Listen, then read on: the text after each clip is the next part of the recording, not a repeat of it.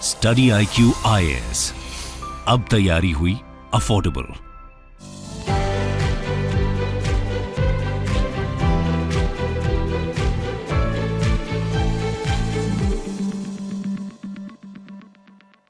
नमस्कार दोस्तों, भारत और बांग्लादेश के रिलेशन के बीच एक बड़ी खबर सामने आ रही है। सबसे पहले तो मैं आपको ये बता दूं कि दोनों देश के बीच में जो व्यापार होता है, ट्रेड होता है, उसमें भारत का ट्रेड सरप्लस है। कहने का मतलब यह है कि भारत जो है वो ज़्यादा गुड्स को एक्सपोर्ट करता है बांग्लादेश में, जिसकी वजह से भारत के एक्सपोर्टर्स को काफ़ी फायदा होता है।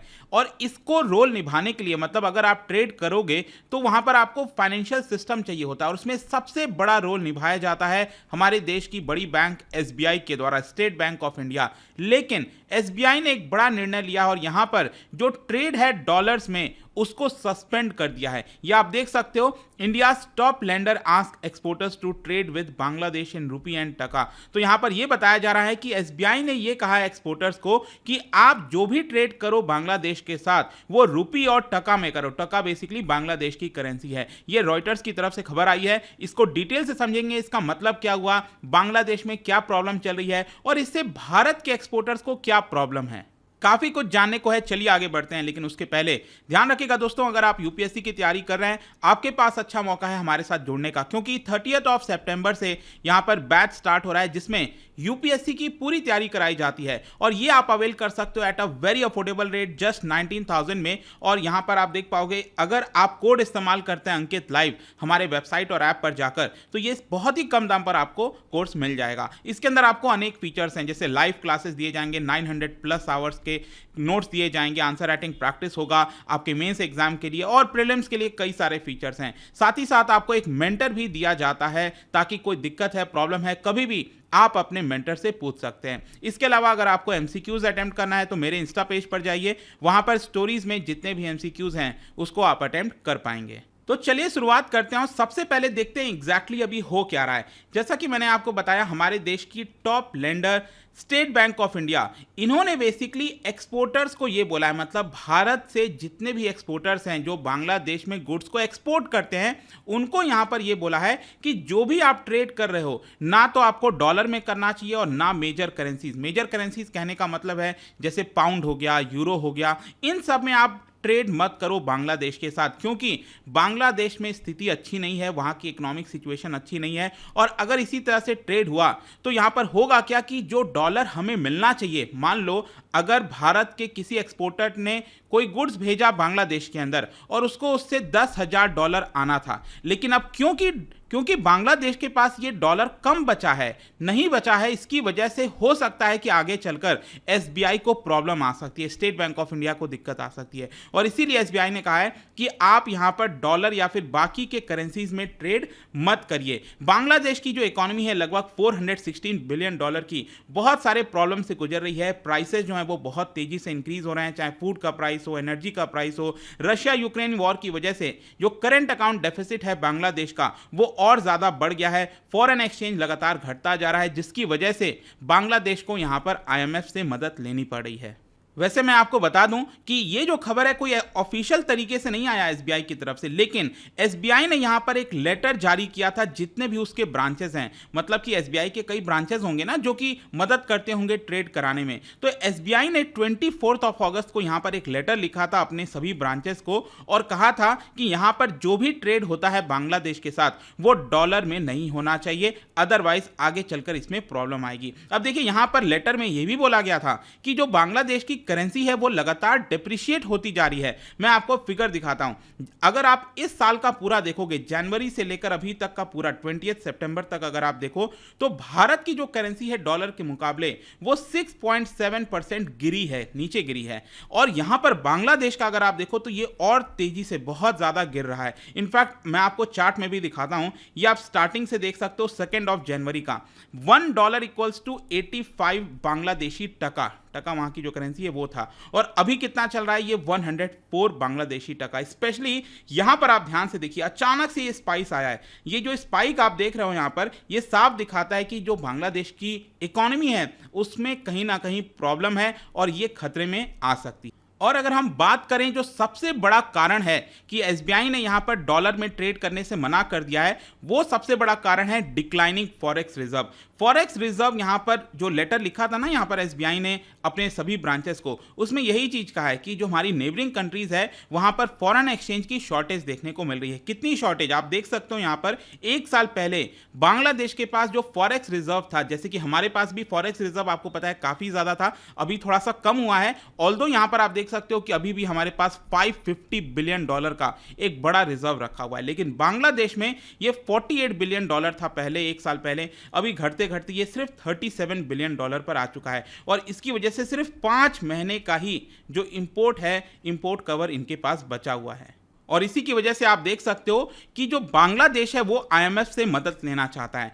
करंट में जो सिचुएशन है एक्चुअली क्या है कि कोई भी देश आईएमएफ से जाकर मदद ले सकता है, जैसे कि IMF resilience and sustainability trust है, इसके माध्यम से बांग्लादेश के पास हक है कि $1 बिलियन तक वो आईएमएफ से मदद ले। लेकिन बांग्लादेश यहां पर चाहता है कि हमें $1 बिलियन से कुछ नहीं होगा, एटलीस्ट $4.5 बिलियन की हमें कम से कम मदद चाहिए। और इसके अलावा मैंने आपको बता ही दिया कि ये जो ट्रेड है वो सिर्फ डॉलर और उसमें मना करने के लिए किया है कि आप नहीं कर सकते। लेकिन अगर यहां पर वो इंडियन रूपी में ट्रेड करना चाहते हैं बांग्लादेश के इंपोर्टर और भारत के एक्सपोर्टर, या फिर टका में करना चाहते हैं, तो यहां पर वो कर सकते हैं। लेकिन मैं आपको बता दूं, यहां पर आपके मन में क्वेश्चन भी आ सकता है कि जो एसबीआई का कहना है कि हम और खतरा नहीं उठाना चाहते हैं, हम और एक्सपोजर नहीं लेना चाहते, तो एक्सपोजर का मतलब क्या होता है? अभी करंट में एसबीआई का कितना एक्सपोजर है? एक्सपोजर का मतलब ये हुआ, अगर मान लो बांग्लादेश अभी मना कर देता है कि जो भी हमने यहां पर इंपोर्ट कराया था गुड्स को भारत से,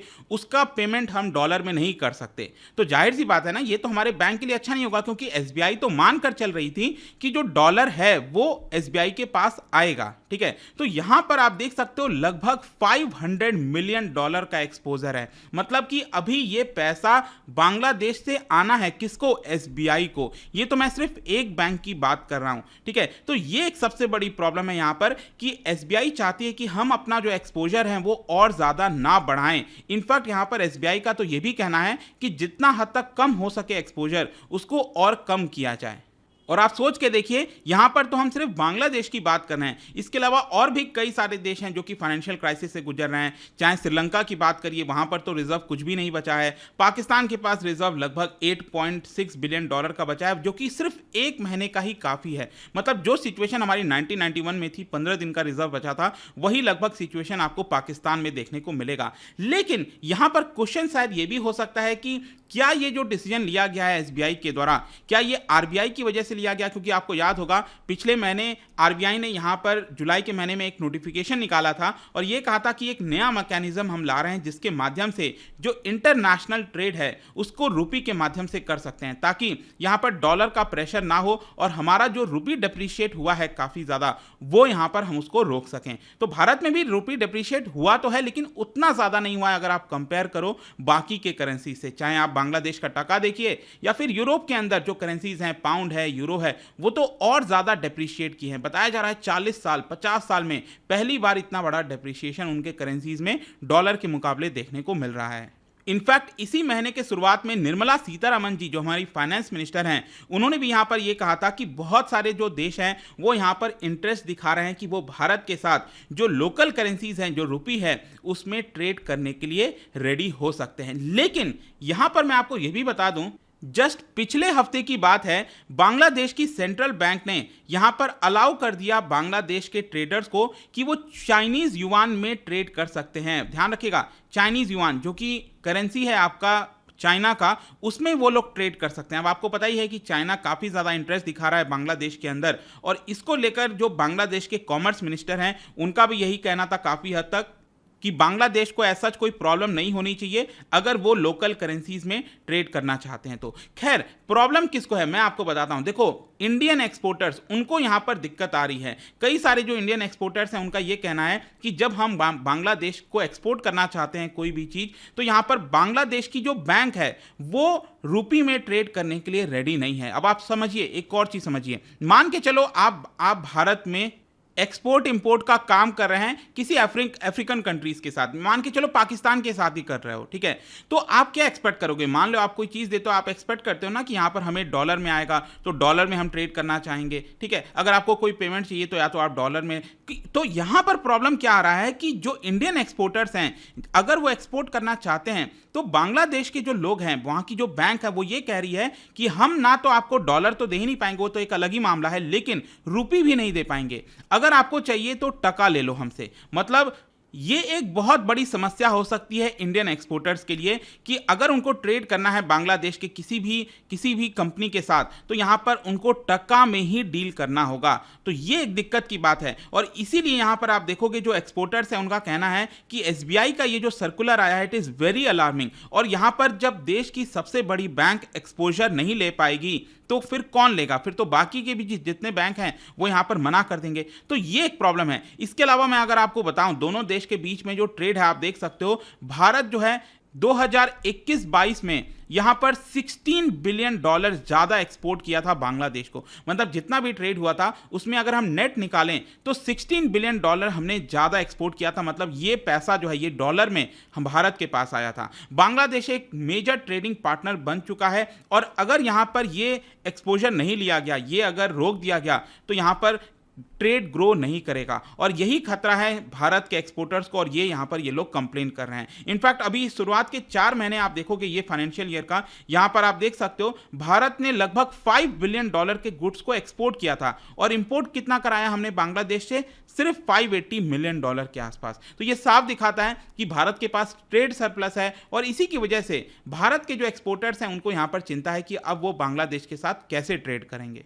इसके साथ साथ मैं आपको यह भी बता दूं, पिछले महीने की बात है कि बांग्लादेश का जो रेटिंग है उसको डाउनग्रेड किया जा सकता है। देखो, अभी के लिए जो स्टैंडर्ड और पुअर जो रेटिंग एजेंसी है कि किसी भी देश की रेटिंग क्या होगी, तो यहां पर अभी उन्होंने कहा है कि हम रेटिंग को स्टेबल ही रख रहे हैं, अभी बहुत ज्यादा चिंता करने की बात नहीं। हम एक्सपेक्ट कर रहे हैं कि हो सकता है अगले साल तक सिचुएशन सुधर जाएगा, लेकिन अगर यहां पर सिचुएशन नहीं सुधरा, अगर इसी प्रकार से एक्सटर्नल डेट बढ़ता रहा, जो करंट अकाउंट डेफिसिट है वो बढ़ता रहा, फॉरेन एक्सचेंज रिजर्व खत्म होता रहा, तो डेफिनेटली यहां पर जो रेटिंग है उसको फर्दर डाउनग्रेड कर दिया जाएगा। और रेटिंग डाउनग्रेड करने से क्या होगा कि फर्दर जो बांग्लादेश है वो और ज्यादा प्रॉब्लम में चला जाएगा। सो डिस्पाइट यहां पर बांग्लादेश के ऊपर जो उधार है ओवरऑल अगर हम देखें तो कोई बहुत ज्यादा नहीं है, लेकिन जो इंटरेस्ट पेमेंट करता है बांग्लादेश उधार लेने के लिए, तो वो इंटरेस्ट पेमेंट काफी ज्यादा है अभी भी, और इसी को लेकर यहां पर चिंता हो रही है। लेट्स सी किस तरह से चीजें होती हैं, बट आई होप कि ये जो खबर आई कि एसबीआई ने सस्पेंड कर दिया है trade with Bangladesh in dollar, वो आपको अच्छे से समझ में आ गया होगा।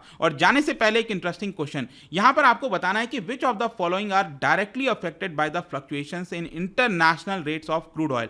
मतलब इंटरनेशनली जो क्रूड ऑयल का रेट है, अगर उसमें कोई भी फ्लक्चुएशन होता है, उसका डायरेक्ट इंपैक्ट कौन से कमोडिटी के ऊपर होता है, ये आपको बताना है। इसका राइट आंसर आपको पता ही है, मेरे इंस्टाग्राम पर तो मिलेगा ही, वहां पर अगर आप नहीं हो कोई बात नहीं, टेलीग्राम से भी ले सकते हैं इसका सही उत्तर। मैं कई सारे जो एमसीक्यूज हैं वो यहां पर स्टोरीज में डाल दिया करता हूं। बाकी अगर आपको पीडीएफ चाहिए तो टेलीग्राम पर आइए, अलग अलग सोशल मीडिया पर आप जुड़ पाओगे। और जैसा मैंने बताया, यूपीएससी की तैयारी अब आप कर सकते हैं by using the code Ankit live, ताकि आपको मैक्सिमम डिस्काउंट मिले। आई होप की वीडियो आपको पसंद आया होगा। मिलता हूं आपसे next time. Till then, thank you very much, see you soon. Study IQ IAS, अब तैयारी हुई अफोर्डेबल।